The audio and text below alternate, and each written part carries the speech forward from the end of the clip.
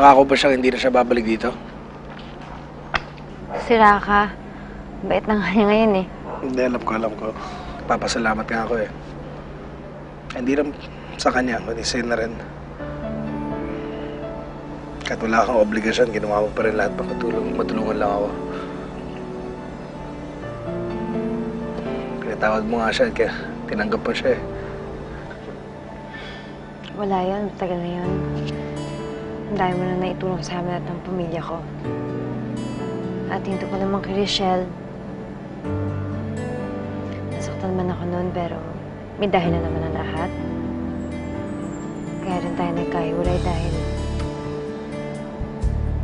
may tao para sa akin na kailangan kong mahalin. Pasensya na, hindi ko naman sinasabi na binabaliwala ko yung pinagsamahan natin dati. No. It's okay. You don't even have to feel sorry for me. You don't ever have to feel sorry for me. Masakit. Mahal kita eh. But if I were to lose you, I don't mind losing you to my brother.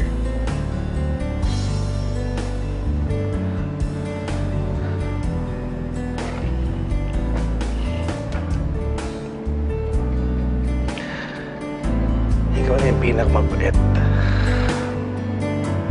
pinakamatalinong, pinakamagandang babae na kilala ko.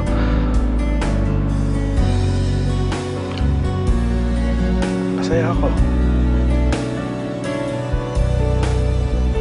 Masaya ako na kapatid ko na nakakakuha, nakakatanggap ng tunay na pagmamahal mo.